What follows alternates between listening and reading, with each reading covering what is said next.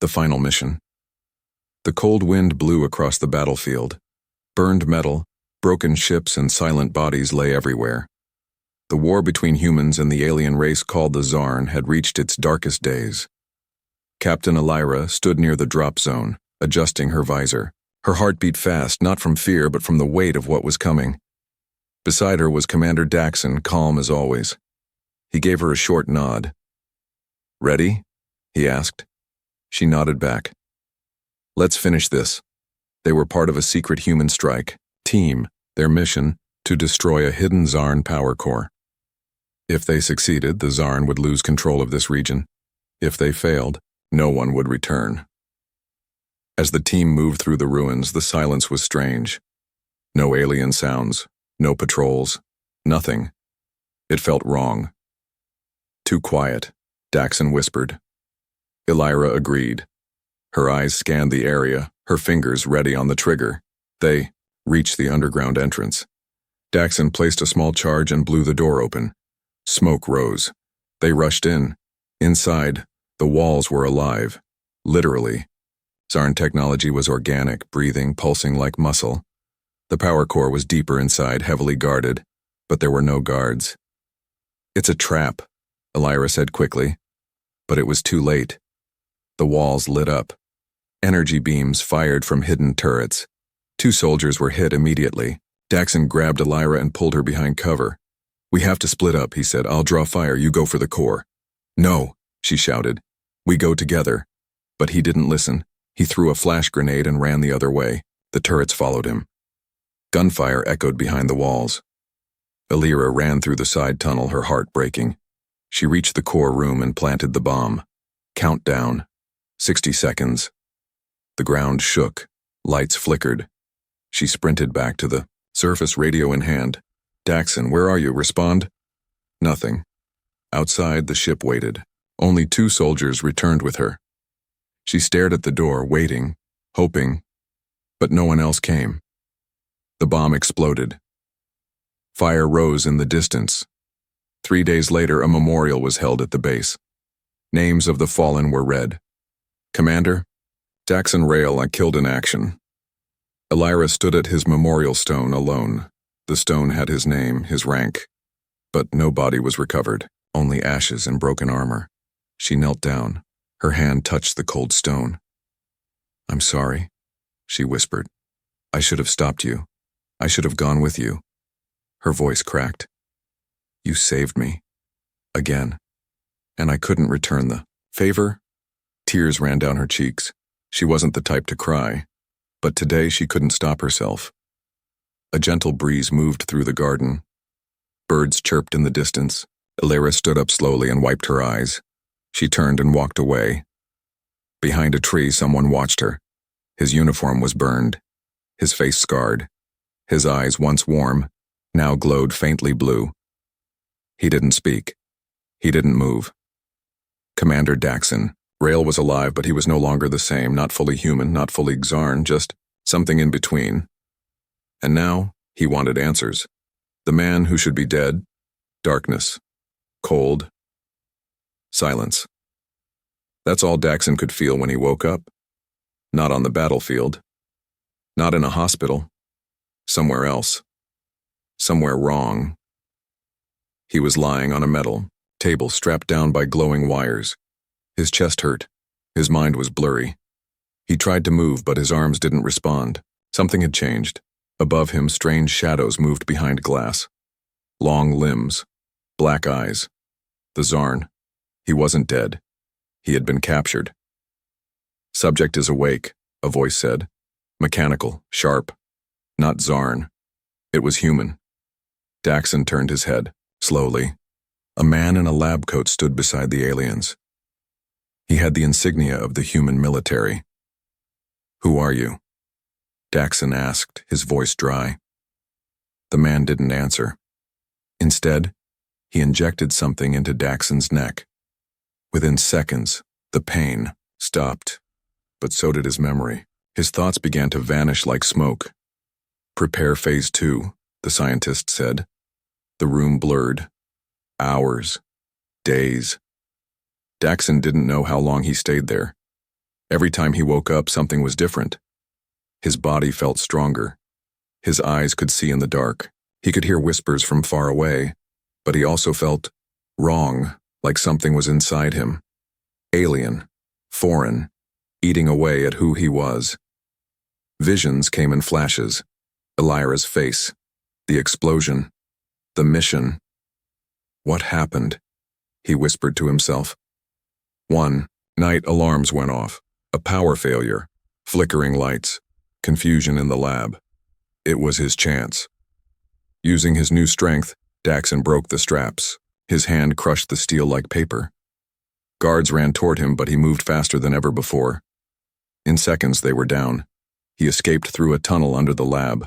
Broken pipes, old wires, and blood on the walls. Outside, it was night. The air was heavy, thick with smoke. The lab had been hidden beneath an abandoned city, long forgotten by the war. He looked at his reflection in a broken window. His face was still his, but his eyes now glowed blue. Part human, part Zarn. His name was Daxon Rail, and someone had turned him into a weapon.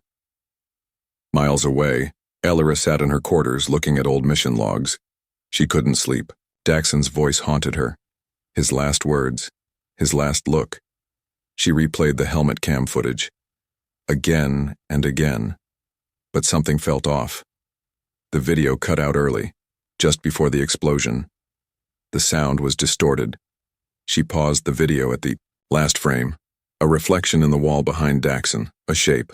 Thin, tall, not human. She zoomed in. Zarn. Inside their base? No, she whispered. We were betrayed. Back in the ruins, Daxon wandered through the city. Strange memories filled his mind. Things he had never seen. Visions of alien machines, of experiments, of screams. They were not his memories. They were part of him now. He heard voices in his head. Cold. Emotionless. Commands in the Zarn language. They tried to control him, but he fought back. I am not yours, he growled. His skin burned. His vision blurred, but his mind stayed sharp. He would not lose himself. Not yet. A figure approached him. An old man, with robotic arms and a metal eye. You shouldn't be here, the man said. They'll come for you. Who are you? Daxon asked. Someone who escaped, like you. But not whole. The man pulled back his sleeve. Zarn implants covered. His body, they called it Project Rebirth. Your military helped them. You're not the first. Just the first who lived. Daxon stared at him in silence. His hands clenched into fists. Why me? He asked. Because you're strong, loyal, perfect. Daxon turned away. I need to find someone, a woman, Captain Elira. The man smiled faintly. Then run before they find you. And if you do meet her, make sure you still remember who you are. Above, in a hidden satellite station, an alert beeped. Subject 13 has escaped, said a voice. Send the hunters, replied another. Terminate him, and anyone who helps him. Deep underground, Zarn soldiers began to move. And far away, Elira's screen flashed with a message. Daxon Rail is not dead. Elira's guilt. The night was cold on Base 17. Wind howled across the steel landing platforms. Ships came and went, carrying soldiers, weapons, bodies. No one spoke much these days. Not after everything that had been lost. Captain Elira stood on the edge of the observation deck, looking down at the empty courtyard below. Her uniform was clean, her face unreadable, but inside, she was breaking apart. 3 weeks had passed since Daxon's death. They gave him a hero's medal, a brief speech. No body, just a stone and a salute. Elira hadn't spoken to anyone since. Not really. Every night she returned to the recording, her team's last mission feed. And every night something new bothered her, the reflection, the missing audio. And now, the command logs. Her clearance only went so far. But what she could see didn't make sense. Daxon's mission file was sealed, marked as classified by High Command. Why? He died in a regular mission, didn't he? Her instinct screamed at her this wasn't just war, it was something else. Something darker. Inside the command center, Elira met with General Thorn, a large, cold man with silver hair and eyes that never blinked long. "Captain," he said without looking up. "You're supposed to be on recovery leave." "I need access to the mission logs," she said. "Full logs." The general leaned back. "What for? Your report was clear. Daxon gave his life to complete the objective." "That's not what the footage shows," Elira replied. "And parts of it were wiped. Someone deleted internal camera feeds. Someone from our side." Thorn's eyes narrowed. "You're suggesting treason?" "I'm suggesting someone wanted him to die." He stood, voice low but sharp. "You're tired. Grieving. That can confuse the mind." She stepped closer. "Sir, with all respect, I don't think I'm the one confused." There was silence. Then calmly he said, "This line of questioning is dangerous. Do yourself a favor. Let him rest in peace." Elira left, heart pounding. She knew now. Something was being hidden. Later that night, she accessed an old security terminal in the lower decks. Forgotten tech from earlier war days. Outdated but not fully disconnected from the command grid. She used a stolen code from an old friend in Intel. And finally she found something. A transmission, sent before the mission, from Base 12 to an unknown signal source. The message said, "Subject, 13 secured. Isolation protocol in place. Commander expendable if required. Subject 13. Daxon's ID in the experimental registry was S13. Her breath caught. They knew. They planned it. The mission wasn't just about destroying the alien core. It was about delivering Daxon into enemy hands. Across the city ruins, in the shadows of the dead zone, Daxon moved like a ghost. His memories were clearer now. Flashes of Elira. Their final mission. The betrayal. He had seen faces, human faces, working beside the Zarn. He had been turned into something new. His body could break stone, jump from rooftops, see in complete darkness. But with every power came pain. His blood boiled some nights. His skin cracked. Voices whispered in his mind. But he still remembered her. The only one who never gave up on him. He needed to find her, warn her, because if they betrayed him, they could betray anyone. And Elira. She was next. Inside the command tower, General Thorn stood in a hidden chamber. Screens showed Daxon's face moving through the ruins. "The subject is alive," said the scientist beside him. "The rebirth formula worked better than expected." Thorn didn't blink. "And the captain?" "She's getting close." Thorn nodded once. "Then it's time. Send Hunter Class 1. Eliminate Rail. And if the captain resists..." He paused. "Eliminate her too." That same night, Elira received a message on her private comm. No ID, no voice, just text. "Daxon Rail lives. Find the rebel in Sector 9. He has the truth." Her hands shook. She didn't know who sent it, but she knew what she had to do. She geared up quietly, left a false log in the system, and disappeared into the night. And in the darkness beyond the walls, unseen eyes watched her leave. The watcher in the shadows. Night. In the lower city was not quiet. Broken towers stood like skeletons. Streets cracked from old bombings, and somewhere between the shadows and smoke something moved. Silent, fast, and watching. His name was Daxon Rail, or at least, it had been. He crouched on a rooftop, hood over his head, breathing steady but shallow. Across from him, Captain. Elira entered an old building, Sector 9, just like the message had told her. She looked over her shoulder 3 times before going inside. Daxon didn't move. His hands gripped the rusted edge of the roof, claws slightly extending. The Zarn mutation responded to his emotions. Anger made him faster. Fear made him stronger. But he didn't want either right now. He only wanted to understand. Why was she here? Was she still loyal? Or had she been part of it? Deep down, he hoped it was the first. He hoped she was still his friend. Elira stepped through the shattered doors of an old transport station. It smelled like rust, oil, and something. Older. Lights flickered. Sparks fell from broken wires. Voice spoke from behind a stack of crates. "You came alone." She turned quickly, weapon raised. "Show yourself." A man walked out slowly, thin, pale, with cybernetic arms and metal tubes on his back. His eyes glowed red, but not like the Zarn. He was human, at least, mostly. "You sent the message?" she asked. He nodded. "I did. My name is Silas. I used to work for the Project Rebirth." She lowered her weapon slightly. "Then tell me, what did they do to him?" Silas sighed.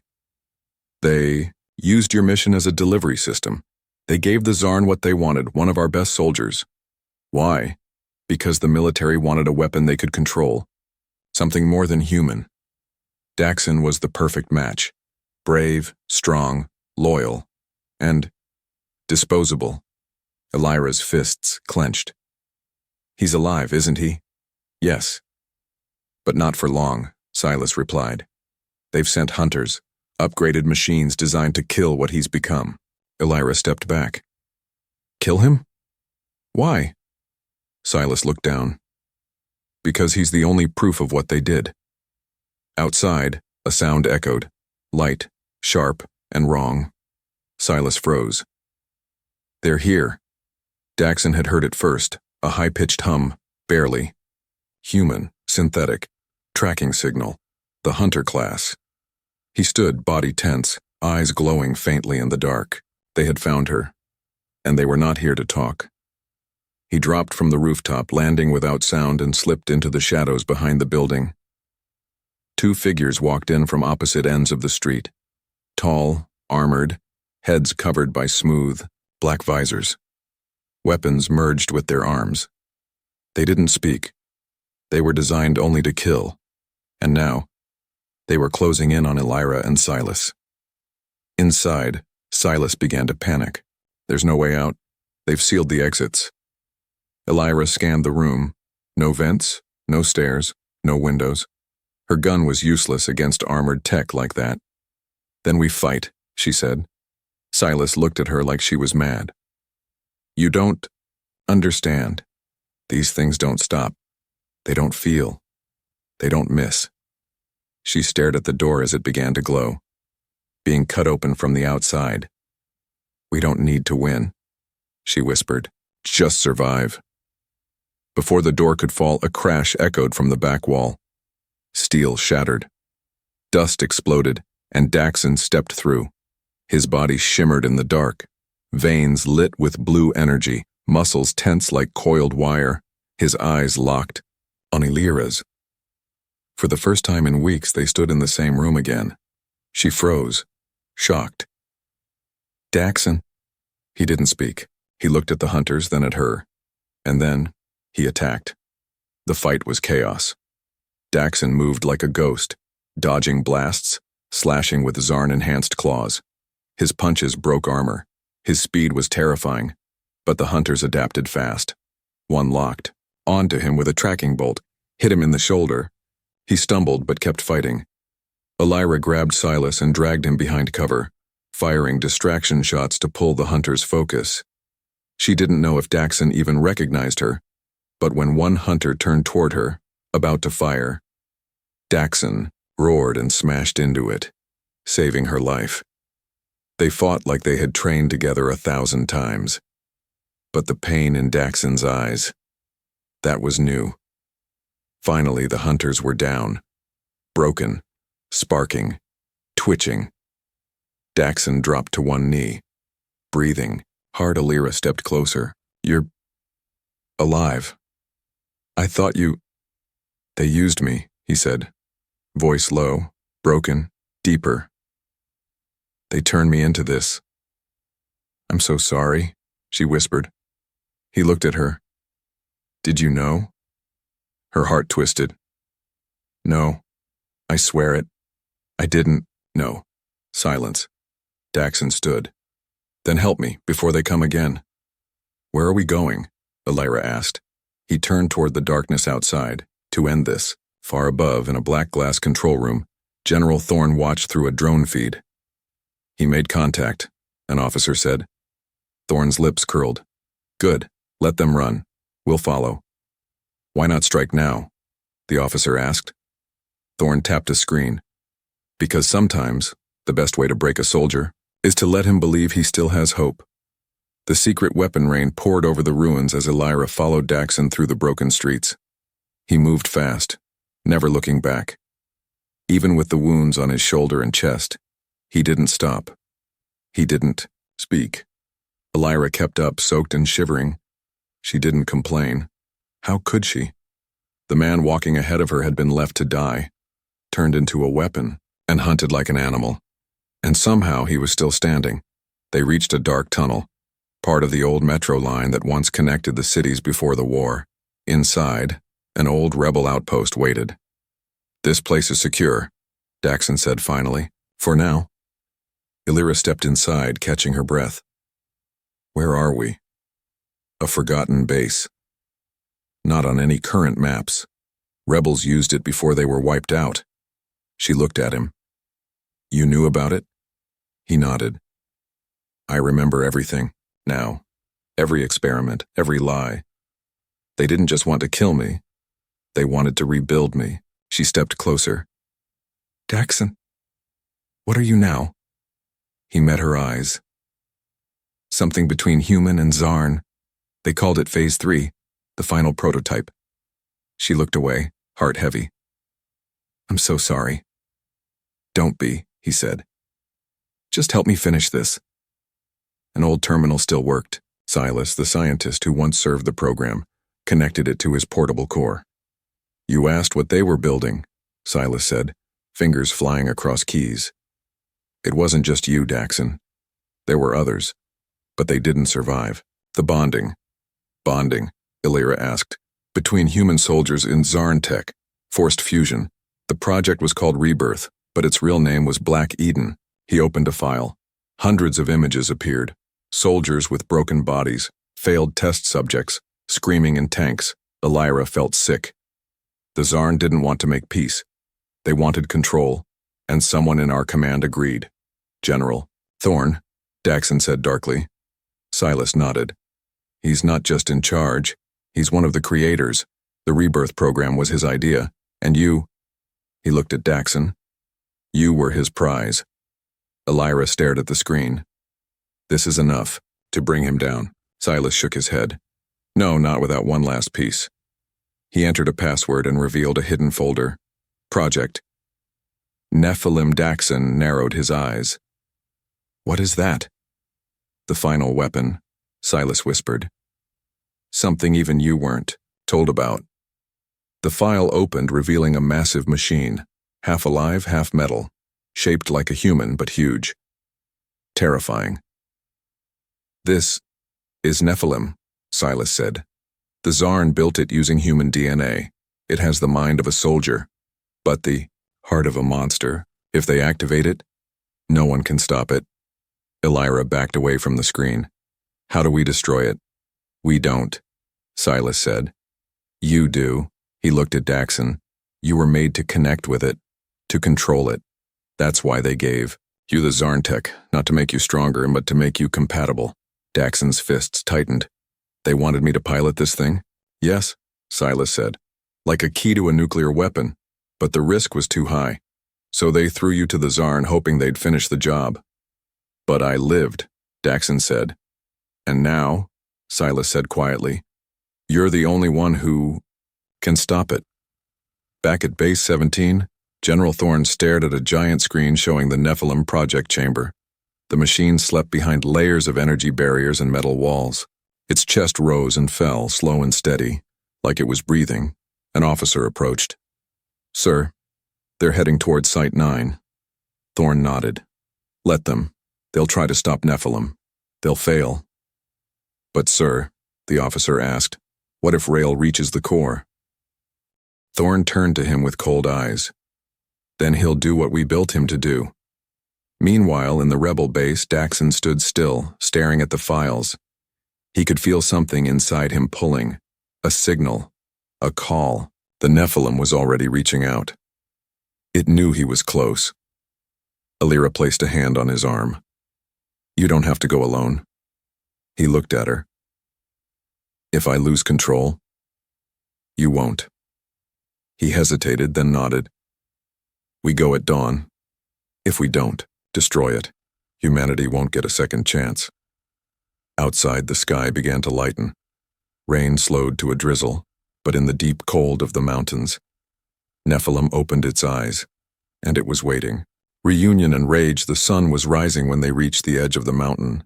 Beneath them, hidden inside the cliffs, was the facility. Site 9, the core of Project Nephilim. Thick fog rolled over the rocks. Steel towers stabbed into the sky, like broken fingers. The place felt wrong, heavy, like the ground itself remembered what had been done here. Alira stood beside Daxon, her rifle ready. Silas stayed behind at the ridge, connected to a portable scanner. The main gate's sealed, Silas said over comms. You'll need to go through the waste tunnels. They weren't designed to keep people out, only to bury what happened. Inside, Daxon said nothing. His body was tense, veins lit up faintly with blue light. He could feel it. Nephilim was awake. Are you sure about this? Alira asked. He looked at her. No, but if I don't stop it, no one will. They moved, quietly through the tunnels. Dripping pipes, old bones, and burnt walls whispered the story of forgotten screams. Alira tried not to imagine what had happened down here. As they got closer to the inner gate, Daxon suddenly froze. His hand hit the wall. What is it? She asked. It's calling me, he said, voice distant, like a voice inside my head, but deeper, not words, just wanting. He turned to her. Don't follow me in. Like hell, she said. They entered the main chamber of Site 9. The room was massive, black walls, floating lights, and in the center, Nephilim. It stood over 10 meters tall, shaped like a human but with no face, only a smooth, silver shell. Tubes pumped glowing liquid through its limbs. Its chest moved like it was breathing, and then it turned its head, without sound. Its eyes lit up, and Daxon dropped to his knees. Outside, in a command tower high above the chamber, General Thorne watched it all. He's syncing with it, one officer said. Thorne smiled. Just as planned. What about the girl? She won't be a problem, Thorne said. When the Nephilim activates, she'll die like the rest. Inside the chamber, Daxon gasped. He could feel the machine crawling into his mind, digging through memories, rewriting thoughts. His past flashed before him. Training, Alira, betrayal, the experiments. The pain, he felt his rage building. No, he growled. The Nephilim tried to take control. No. His hands lit up with energy. Cracks spread across the floor beneath him. Alira stepped forward but stopped when the room began to shake. Nephilim's chest opened, revealing a black sphere, the core. Inside, dozens of trapped minds screamed silently. All failed test subjects. This is what they made me for, Daxon said, breathing hard. To become this thing, to lead it, to destroy everything they fear. Then fight it, Alira said. You're stronger than they are. What if I'm not? Then we both go down together. But I'm not leaving you. Her voice cut through the noise in his mind like a blade, and Daxon stood. The lights on his body turned white. Above, Thorne saw the readings shift. What's happening? Sir, his bond is unstable, the officer said. He's rejecting the link. That's impossible. He is the key. Not anymore, the officer whispered. Daxon turned to the machine. You don't own me. He raised his hand, and the light shot from his fingers, straight into the Nephilim's core. The machine roared, not a sound, but a feeling, like gravity, collapsing. Metal screamed as the Nephilim tried to resist. Daxon screamed too, pushing everything he had, his mind, his pain, his memories, into the machine. It showed him fear. He showed it rage, and then he broke it. The core cracked. The screams stopped. The Nephilim collapsed, hitting the chamber floor with a sound like thunder. Alarms wailed. Above, Thorn realized what had happened. He severed the bond, an officer said. Then kill them both, Thorn ordered. Missiles, launched from hidden turrets, racing toward the chamber. Alira looked up. We have to run. Daxon shook his head. No time. He grabbed her and pulled her close. I can stop the blast, he said. You'll die, she said, tears forming. I died a long time ago, he said and smiled softly. But you brought me back. He kissed her forehead, and then he pushed her through the exit door, sealed it shut, and turned. His body lit up like a star. The explosion hit. Hours later, the sun rose. Rescue ships arrived. The facility was gone. No sign of Thorn. No sign of Nephilim.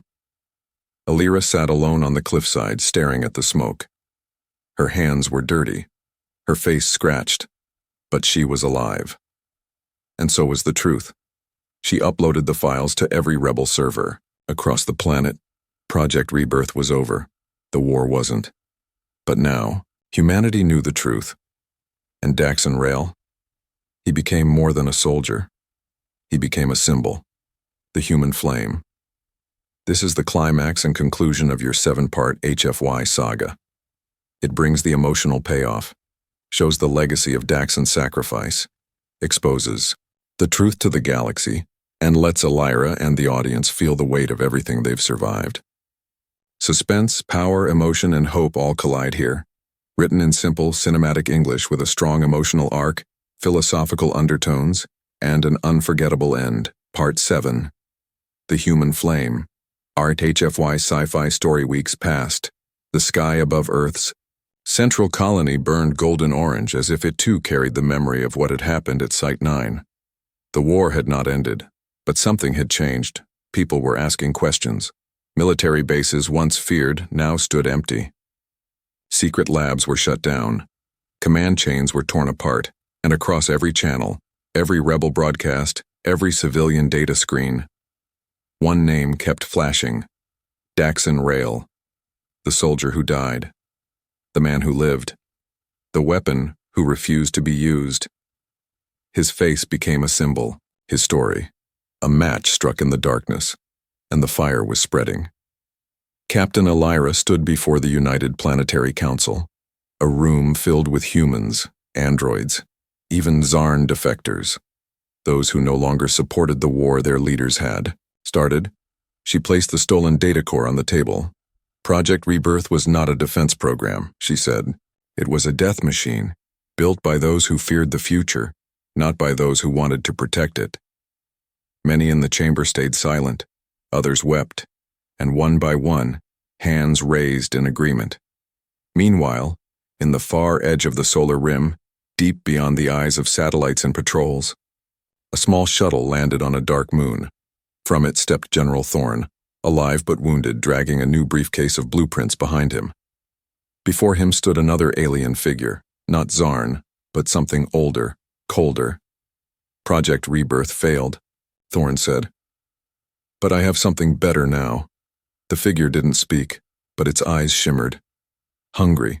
The war was not over, it was only paused. Back on Earth, a statue had been raised in the heart of the free zone. Not grand, not shiny. Simple steel, a man in torn armor, head bowed, arms raised. Not in victory, but in defiance. Children touched the boots. Soldiers left tags at the base. Rebels carved messages on its side. You didn't burn. You became the flame. They built a weapon. We got a hero. You were more human than all of them. And near sunset, one visitor came every day. Captain Alira. She brought no flowers, only silence, and one whispered line. You saved us, even from ourselves. That night, as stars blinked across the sky, she walked alone through the field of glass where Site 9 had once stood. Ash still covered the ground. No birds, no life. And yet, a wind blew, warm, soft, like someone breathing, like someone still watching. And for a moment her hand touched her chest. where the last spark of his light had landed before the blast. It pulsed once, not pain, not power, just remembrance. He wasn't gone. Not really.